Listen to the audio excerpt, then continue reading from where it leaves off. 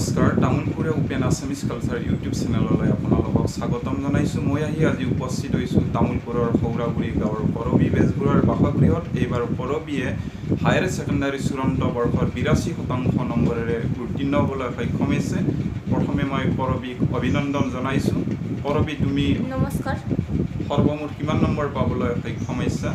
মই সৰ্বমুঠ 82.6 আৰু 413 নম্বৰ। তুমি কেইটা বিষয়ত লেটাৰ মাৰ্ক পাইছা? মই সৰ্বমুঠ 5টা বিষয়ত লেটাৰ মাৰ্ক পাইছোঁ। কোনটো বিষয়ত কিমানকৈ পাইছা কোৱাচোন বাৰু? মই সংস্কৃতত পাইছোঁ 93, ইকনমিক্সত 90, লজিক ফিলচফিত 91, স্বদেশ অধ্যয়নত 89, অসমীয়াত 80 আৰু ইংৰাজী বিষয়ত 59। তুমি দৈনিক কিমান ঘণ্টাকৈ পঢ়া শুনা কৰিছিলা? মই দৈনিক পঢ়াৰ সময় নাছিল। মই যেতিয়াই মন যায় মই তেতিয়াই পঢ়োঁ, যেতিয়াই ইচ্ছা যায় আৰু তেতিয়া মই পঢ়িছিলোঁ। আৰু তুমি উত্তীৰ্ণ হোৱা বিদ্যালয়খনৰ নাম কি? মই উত্তীৰ্ণ হোৱা বিদ্যালয়খনৰ নাম হ'ল তামুলপুৰ উচ্চতৰ মাধ্যমিক বিদ্যালয়। তুমি তোমাৰ মা দেউতাৰ নাম কোৱাচোন বাৰু? মোৰ দেউতাৰ নাম শ্ৰী মহেশ চন্দ্ৰ বেজবৰুৱা আৰু মাৰ নাম শ্ৰী মঞ্জু বেজবৰুৱা। তুমি ইমান ভাল ৰিজাল্ট কৰিলা, গতিকে তুমি তোমাৰ বিদ্যালয়ৰ শিক্ষকসকলৰ উপৰিও কিবা ঘৰুৱা শিক্ষকৰ সহায় লৈছিলা নেকি? ঘৰুৱা শিক্ষক তেনেদৰে লোৱা নাছিলোঁ। মই প্ৰমোদ ছাৰৰ ওচৰত টিউশ্যন লৈছিলোঁ ইংৰাজী আৰু ইকনমিক্স বিষয় দুটাৰ ওপৰত। হয়, তুমি তোমাৰ ৰিজাল্টক লৈ সুখীনে? হয়, মই মোৰ ৰিজাল্টক লৈ নথৈ আনন্দিত হৈছোঁ। তুমি এতিয়া কোন কলেজত এডমিশ্যন ল'ম বুলি ভাবিছা? মই এতিয়া ৰঙিয়া কলেজত এডমিশ্যন ল'ম বুলি ভাবিছোঁ। কি বিষয়ত অনাৰ্ছ ল'বা তুমি? মই সংস্কৃত বিষয়ত অনাৰ্ছ ল'ম বুলি ভাবিছোঁ। হয়, তুমি ইমান দি ভাল ৰিজাল্ট কৰিলা, গতিকে 2021 বৰ্ষত যিসকল ছাত্ৰ ছাত্ৰীয়ে হায়াৰ ছেকেণ্ডাৰী চূড়ান্ত বৰ্ষত পৰীক্ষাত বহিব, তেওঁলোকক তুমি কি ক'বা? কেনেকৈ পঢ়া শুনা কৰিলে তেওঁলোকে তোমাৰ নিচিনা ভাল ৰিজাল্ট কৰিবলৈ সক্ষম হ'ব?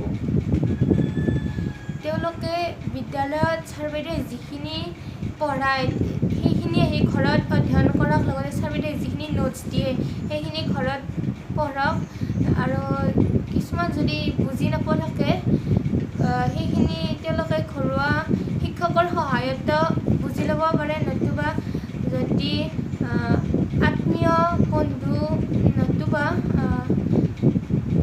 ঠিক তেনেদৰে ঘৰতে পঢ়া শুনা ব্যক্তি থাকে তেওঁলোকৰ পৰাও বুজি ল'ব পাৰে। এনেদৰে পঢ়িলে তেওঁলোকেও ভাল ৰিজাল্ট কৰিবলৈ সক্ষম হ'ব।